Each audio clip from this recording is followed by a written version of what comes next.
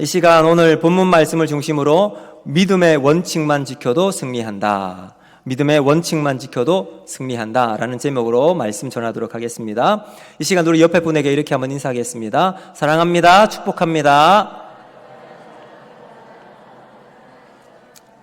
네, 제가 초등학교 다닐 때 월요일 아침마다 모든 학생들이 운동장에 나가서 아침 조회를 했습니다. 여러분 기억이 나시는지 모르겠습니다. 저만 그렇게 했는지 모르겠지만 아침 조회 월요일 참 어떻게 해야 할까요? 기분이 좋다고 해야 할까요? 아니면 왜냐하면 교장 선생님이 훈화 시간이 길어지면 수업 시간이 줄어들기에 그것은 좋았지만 그 오랜 시간 밖에 있는 시간은 싫기도 했습니다. 전교생이 운동장에 모여서 교장 선생님의 훈화의 말씀을 들었어요. 이때 교무 선생님이 하시는 역할이 있었습니다. 뭘까요? 교장 선생님이 오시기 전에 전교생의 줄을 딱 맞게 맞추는 역할입니다. 어떻게 맞출까요? 그 중에 앞에 있는 한 학생의 손을 들게 해서 기준을 세웁니다. 그리고 난 다음 양팔 간격 좌우로 나란히 이러면 모든 학생들이 그냥 쫙 펴져요. 그러면 운동장 오밀조밀하게 모여있던 학생들이 그때부터 그냥 쫙 벌어지게 되죠. 복명보창을 몇 번 반복해서 양팔 간격 좌우로 나란히 이렇게 하다 보면 처음에는 어슬렁어슬렁 거리던 학생들이 점점 많이 하면 할수록 빠릿빠릿해집니다. 그리고 어느새 줄이 딱 맞게 맞춰지게 되죠. 여러분 이때 제일 편한 학생은 누굴까요?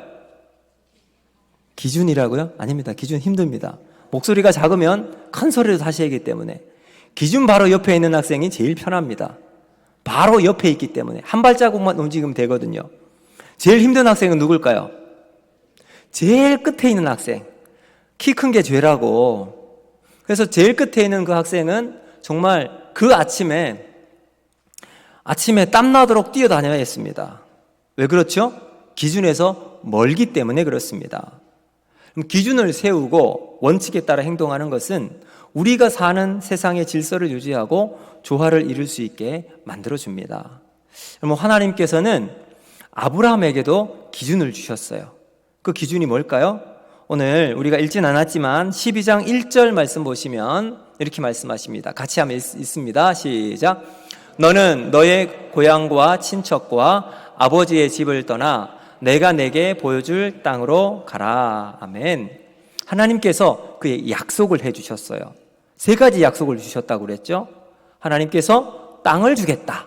그리고 너로 큰 민족을 이루게 하겠다. 그리고 하나님의 복을 넘치도록 채워주게 하겠다. 그것이 하나님께서 아브라함에게 주신 약속입니다. 그것이 기준이었어요. 근데 한번 생각해 보세요.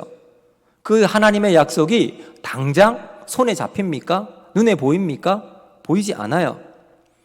그 하나님의 약속은 현재가 아닌 미래에 이루어질 일입니다.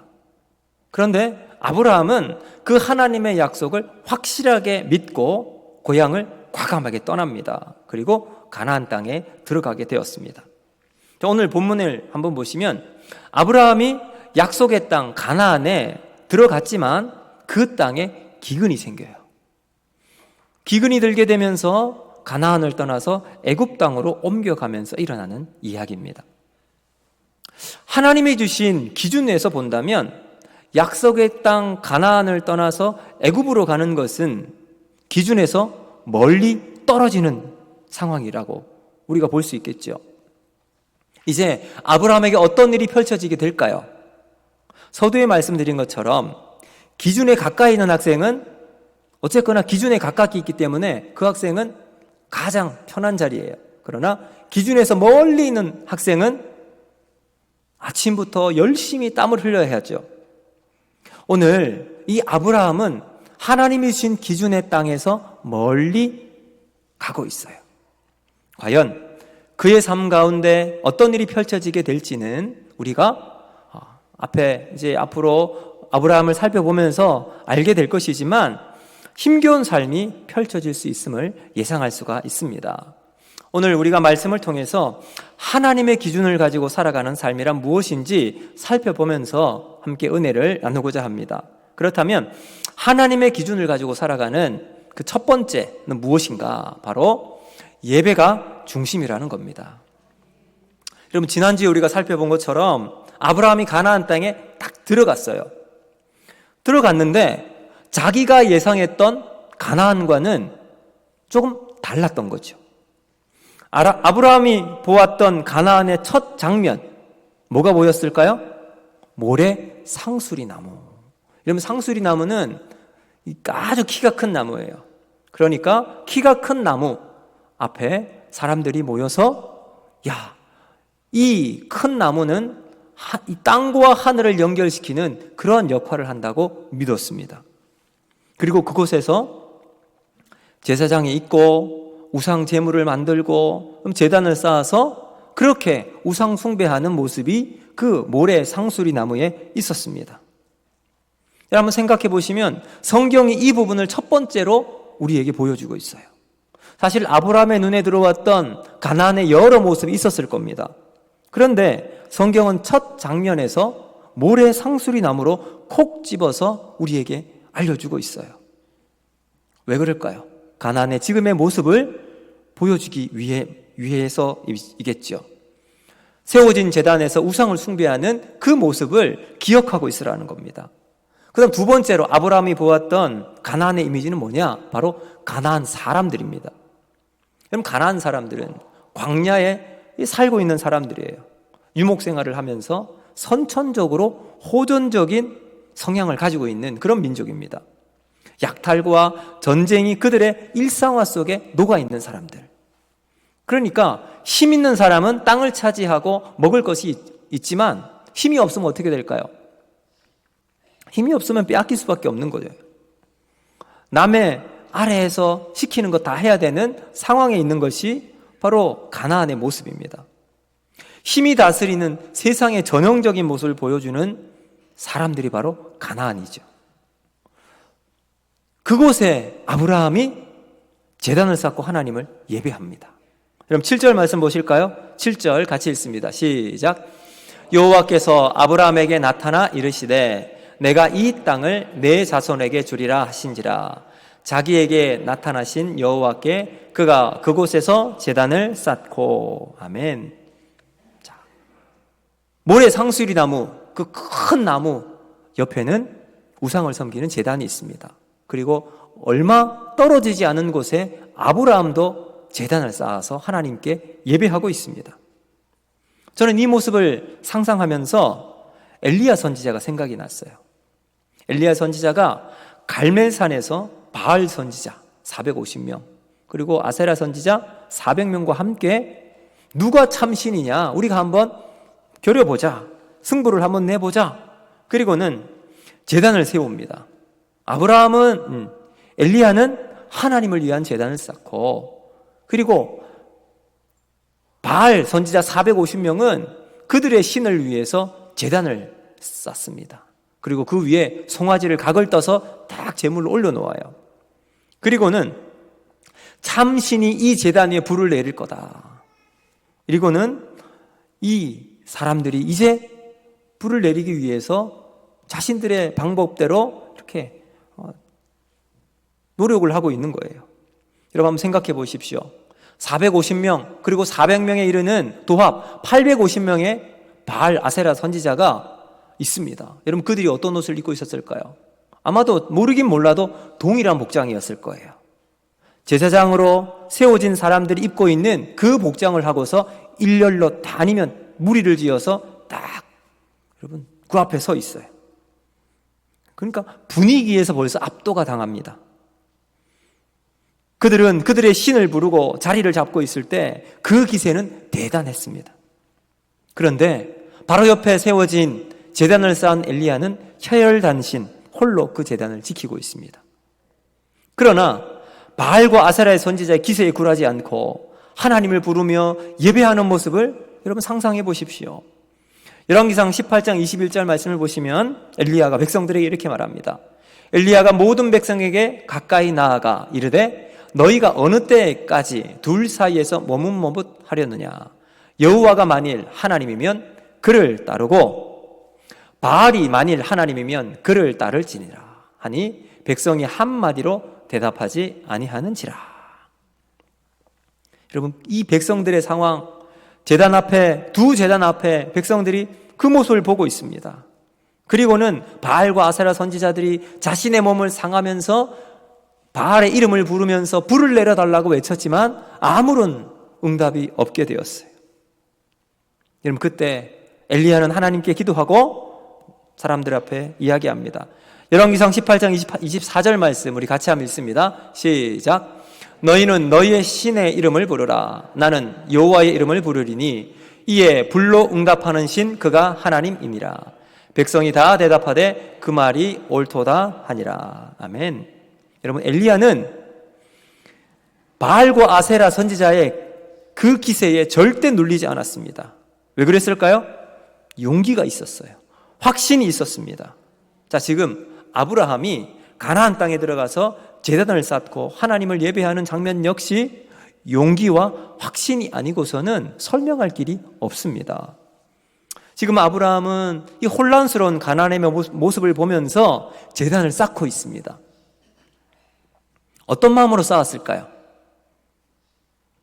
하나님, 제가 지금 서 있는 이 광경은, 제 눈에 보이는 이 광경은 우상과 온갖 잡신이 가득한 곳입니다. 하나님, 어떻게 하면 좋을까요? 유혹의 손길이 나를 향해 뻗치고 있습니다. 여기에 함께 머물러 살면서 자기들이 섬기는 바알과 아세라 신을 섬기자고 말합니다. 하나님, 나에게는 이 유혹을 이길 만한 힘이 없습니다. 고향을 떠나 하나님을 섬기기로 작정한 나의 결심이 흔들리지 않도록 하나님, 나를 붙잡아 주시옵소서.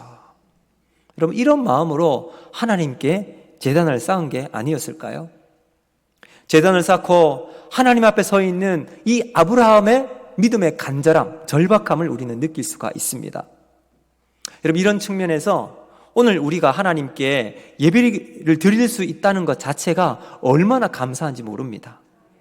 아브라함이나 엘리야처럼 적대적인 환경, 자신을 죽이려고 눈을 켜서 살피는 사람들도 우리에겐 있지 않습니다. 신사참배를 강요했던 일제시대, 교회 문을 닫고서 집에서 홀로 예배를 드려야 했던 그런 시절도 우리는 아닙니다. 그럼에도 불구하고 오늘 우리 예배에 참석하신 여러분들 중에는 아브라함처럼 적대적인 환경, 세상에 유혹하는 손길을 뿌리치고 오신 분도 계실 줄로 압니다. 세상을 두려워하지 않고 용기를 가지고 예배의 자리에 오신 여러분, 하나님은 그런 우리 성도들에게 하늘의 문을 열고 은혜를 부어주실 줄로 믿습니다. 믿음으로 하나님만 바라보고 예배의 목숨을 걸고 예배에서 다시 힘을 얻어 가는 것을 선포하는 사람들, 포기하지 않고 예배를 드리는 분들에게 하나님은 결단코 하나님의 얼굴을 외면하지 않으십니다. 하나님은 은혜와 선한 손길로 그 모든 예배 드리는 사람에게 선한 손길로 인도하여 주실 줄로 믿습니다. 여러분, 우리의 삶의 중심에는 예배가 있어야 합니다. 삶의 기준을 예배에 두시기를 바랍니다. 예배가 기준이 되어서 우리의 삶이 일상으로 돌아가도록 예배의 중심이 돼서 그 중심 속에 우리의 믿음의 서클이 흘러갈 수 있도록 여러분의 인생의 스케줄을 만들어 가시기를 바랍니다. 될 수만 있다면 새벽에 우리의 시간을 주님께 먼저 드려서 기도로 하나님의 은혜를 구하고 살아가는 우리가 되면 얼마나 좋겠습니까? 요즘 우리 성도들이 새벽에 나오시는 분들이 많아지게 된 것을 참 감사하게 생각합니다. 평균적으로 각 교회들마다 새벽 예배에 오시는 분들은 그 교회에 한 11조 되는 10분의 1 정도가 참석을 한다고 합니다. 근데 우리 교회 성도들은 한 60분 정도, 참 많은 분들이 같이 새벽을 깨워서 하나님께 기도하면서 하나님의 은혜를 구하고 시작합니다. 참 감사하지요. 여러분, 기도하면서 하나님의 은혜를 구하는 분들이 많아지면 많아질수록 우리 교회는 더 예배가 중심이 되어 내 삶의 패턴과 스케줄, 그 시간을 주님께 조정하는 이러한 믿음의 삶을 살아가는 우리가 되는 거예요. 그러면 하나님이 기뻐하시는 교회가 될 줄로 믿습니다. 여러분, 그럴 때 세상의 유혹이 우리에게 계속해서 올 때 그 유혹을 이길 수 있는 은혜가 있고 힘으로, 하나님이 주신 힘으로 능히 감당하는 하나님의 사람으로 세워지게 될 줄로 믿습니다. 여러분, 수요 예배도 마찬가지잖아요. 주일날 예배에 하나님 주신 은혜를 받고 월요일, 화요일 지날 때는 어느 정도 힘을 가지고 살아가요. 근데 수요일 되면 어떨까요? 그 은혜가 점점 희미하고 옅어집니다. 주춤하고 느슨해진 우리의 마음을 다시 이 예배로 고정하는 거예요. 우리의 마음의 중심에 예배를 두기 위해서 우리는 그 수요일 날 예배를 하나님께 드리는 거죠. 여러분, 다시 한번 우리 마음속에 결단과 결심하는 마음으로 하나님께 이렇게 고백했으면 좋겠습니다. 내 삶의 중심은 예배에 있습니다. 이 믿음의 고백으로 한 주간 동안 주님 앞에 주님, 내가 예배하는 자로 살아가는 그런 자로 내가 다시 서겠습니다. 이 믿음의 결단이 있는 우리 모두가 되기를 주님의 이름으로 축복합니다. 두 번째, 우리가 어떻게 세상에 승리할 수 있을까요? 그것은 바로 말씀이 중심일 때입니다. 자, 이렇게 예배가 중심이었던 아브라함에게 처음으로 위기가 찾아옵니다. 우리 10절 말씀 같이 볼까요? 10절 시작. 그 땅에 기근이 들었으므로 아브라함이 애굽에 거류하려고 그리로 내려갔으니 이는 그 땅에 기근이 심하였음이라. 아멘. 아브라함에게 위기가 찾아왔던 그 이유가 기근이라고 말합니다. 자, 그러면 이 기근을 해결하기 위해서 아브라함이 어떤 노력을 했을까요? 아브라함이 찾은 해결책은 뭐냐 하면 애굽으로 내려가는 거예요. 애굽으로 내려가는 것이 아브라함의 해결책이었습니다. 우리가 문제를 만나면 해결책을 찾아야 합니다. 여러분, 학창시절 수학 좋아하셨나요? 저는 수학을 참 싫어했습니다. 그래도 수학을 어떻게 공부는 해야 되잖아요. 수학 문제를 풀 때 원리를 알고 그리고 공식을 거기에 딱 대입을 하면 답이 나오게 되죠. 의외로 쉽게 풀리는 게 수학이라고 하더라고요. 저는 잘 모르겠지만. 그래서 아무리 이것을 꼬아놓고 그 문제에 뭐를 이렇게 좀 변수를 집어넣어도 의도를 잘 파악하면 이 문제가 무엇을 의도하는지 그것만 잘 파악하면 거기에 딱 맞는 공식이 있습니다. 그래서 그 공식을 찾도록 문제를 출제하는 거죠. 하나님께서 지금 아브라함에게 문제를 주셨습니다. 처음에 자신의 고향을 떠날 때는 말씀으로 함께해서 떠날 수 있도록 만들어 주셨어요. 근데 이번에는 기근이라는 문제를 내주셨어요. 아브라함이 찾아야 할 원리, 이제 공식을 여기에 찾아야 하죠. 근데 여기에는 힌트가 사실은 있습니다. 바로 4절 말씀인데요. 4절 말씀 한번 보실까요? 같이 읽습니다. 시작. 이에 아브라함이 말씀을 따라갔고 롯도 그와 함께 갔으며. 아멘. 하나님께서 아브라함에게 주신 힌트가 뭐라고요? 말씀이에요. 말씀을 따라가는 거예요. 아브라함이 처음 하나님이 주신 문제였던 고향을 떠나는 과정에서 말씀에 순종하는 것을 알려주셨습니다. 그래서 아브라함은 그 하나님의 문제에 대한 답을 가지고 순종하며 나아갔습니다. 그리고 약속의 땅 가나안 땅에 들어가게 되었죠. 그런데 그것으로 끝나는 것이 아니었습니다. 이번에는 하나님께서 단계를 조금 높여주셨어요. 난이도가 있는 문제를 주셨고 그 난이도에 있는 문제는 당장 눈앞에 생계가 달려 있었습니다. 먹을 양식을 개선해야 할 정도로 빠듯한 이 상황이 눈앞에 펼쳐지게 되는 것이죠. 하나님은 기근이라는 변수를 넣어서 한번 꼬아서 문제를 아브라함에게 내신 거라고 보면 될 겁니다. 자, 그렇다면 아브라함은 어떻게 이 문제를 해결해야 할까요? 문제를 출제하신 하나님의 의도를 파악하는 게 먼저입니다. 그 의도를 알게 되면 믿음의 공식을 대입하면 풀 수 있는 길이 생기게 되는 거죠. 이미 하나님께서 힌트를 주셨다고 그랬어요. 4절에서. 그 힌트가 뭐라고요? 아브라함이 여호와의 말씀을 따라갔고. 이런 말씀이 아브라함 중심에 있어야 그 문제를 해결할 수 있다는 겁니다. 여러분, 사실 이 부분은요, 성경의 모든 부분들에서 문제를 만났던 수많은 부분에서 이 말씀이 대입하면, 말씀이 들어가면 해결의 길이 열리게 돼요. 예를 들어 볼까요? 여호수아가 가나안을 정복하러 들어갈 때 하나님께서 여호수아에게 강하고 담대하라고 믿음으로 딱 힘을 북돋아 주었습니다. 그럼에도 불구하고 이제 첫 관문인 여리고성을 2명이 정탐하고 돌아왔잖아요. 난공불락의 성이라고 이야기합니다. 근데 전쟁을 해야 됩니다. 얼마나 긴장이 될까요?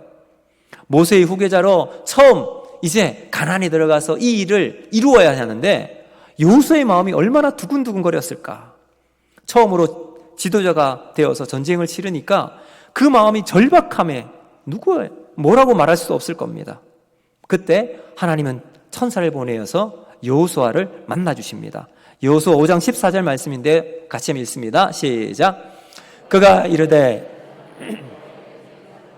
지금 왔느니라 하는지라 여호수아가 얼굴을 땅에 대고 엎드려 절하고 그에게 이르되 내 주여 종에게 무슨 말씀을 하려 하시나이까. 아멘. 자, 여호수아가 천사를 만났습니다. 이 천사를 만나고 구한 것이 뭘까요? 하나님의 말씀입니다.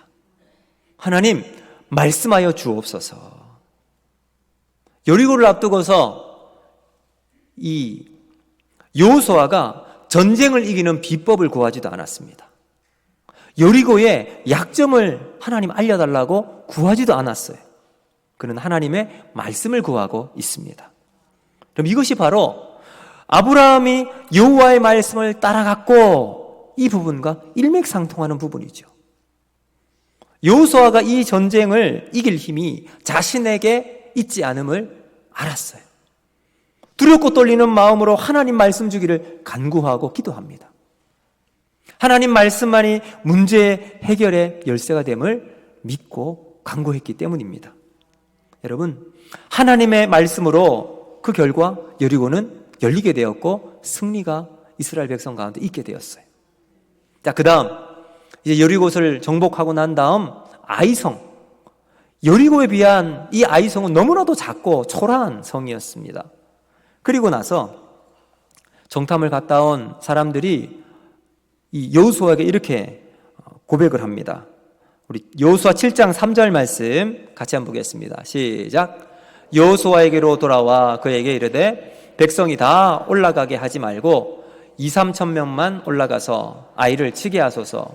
그들은 소수이니 모든 백성을 그리로 보내어 수고롭게 하지 마소서. 아멘. 아이성을 둘러보고 온 군사들이 하나같이 하는 말은 여호수아, 저 성은 우리가 신경 쓸 필요도 없을 만큼 작은 성이니까 대충 합시다. 자신감이 충만한 나머지 굳이 하나님까지 개입할 필요가 있겠습니까? 우리 선에서 해결하면 되지. 여러분, 이렇게 이야기를 하고 여호수아도 거기에 동의를 합니다. 여러분, 이게 뭘까요? 이게 바로 교만입니다. 여리고 성이 무너질 때는 하나님 말씀을 구하고 그대로 순종하면서 하나님께 온 마음을 드렸어요. 그런데 그 마음 다 사라지고 이제는 자기 힘으로 해결할 수 있는 능력이 있다고 믿고 하나님 말씀이 빠져나간 그 자리에 교만이 들어서게 되었습니다. 그 결과 어떻게 되었을까요? 처절한 실패와 쓰라린 아픔을 경험하게 되었습니다. 그럼 하나님 말씀이 없는 해결책의 결과는 그와 같습니다. 사랑하는 성도 여러분, 우리가 인생에서 수많은 문제를 만날 겁니다. 근데 그 인생의 문제는 다양한 모양, 다양한 형태로 우리에게 나타납니다. 어떤 분들은 재정적인 부분으로, 어떤 분은 가정의 문제, 남편이 속썩이고 아내 때문에 이런 우리가 참 힘든 문제를 경험하게 됩니다. 또 많은 분들이 우리 자녀들 때문에 우리의 자녀들이 내 마음대로 자라지 않고 믿음으로 살아나가지 않는 모습 때문에 큰 아픔과 상처를 우리가 만나게 됩니다. 그때마다 이 문제가 우리를 너무 힘들게 만들고 지치게 만들어요. 해결할 수 있는 길을 찾고 찾아보지만 도무지 길이 풀리지 않는 인생의 문제를 우리가 만나게 됩니다. 그렇게 꼬여진 우리의 인생의 문제들 하나하나 우리 힘으로 해결해 나가다 보니 우리는 금방 지쳐버리죠. 그런데 여러분, 이 문제를 정말 하나님 앞에 가지고 나서 찬찬히 풀어보십시오. 그 문제의 해결책은 동일한 열쇠로 이어지게 됩니다. 그것이 무엇일까요? 바로 하나님의 말씀이라는 거예요. 하나님 말씀으로 대입하고 살아가면 하나님 거기에 길을 하나님께서 열어주시고 문제를 해결할 수 있는 은혜가 나타나게 된다는 거예요. 내가 만나는 문제들 가운데를 두고 하나님 말씀이 그 가운데 있으면, 하나님 말씀이 우리 영혼의 귀에 들리기 시작하면 우리는 문제를 넘어서 하나님께서 우리의 인생을 붙잡고 계심을 믿음으로 고백하게 됩니다. 그럴 때 우리의 영혼이 회복이 일어나죠.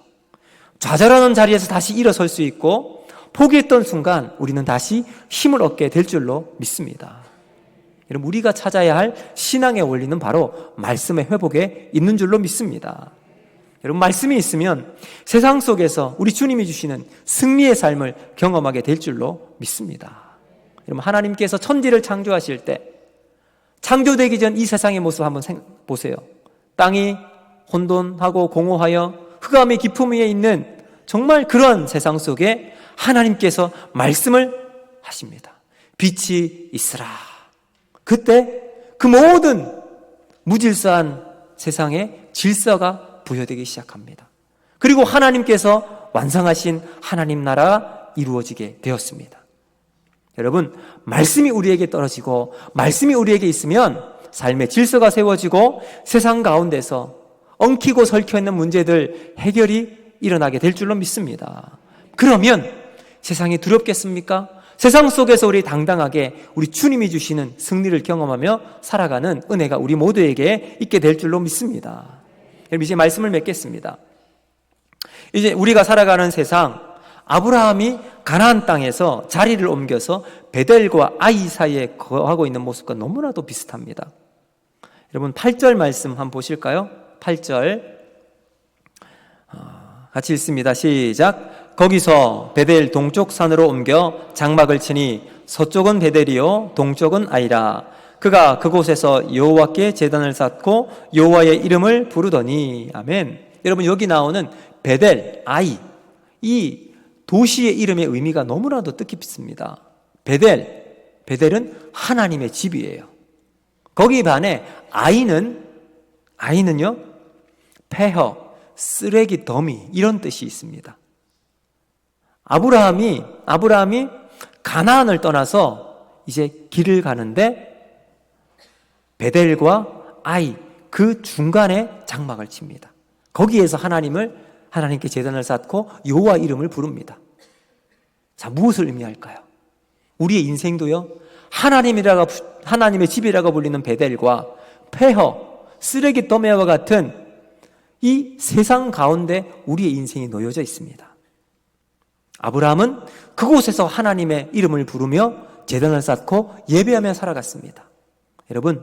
여러분은 어떤 길을 선택하시기를 원하십니까?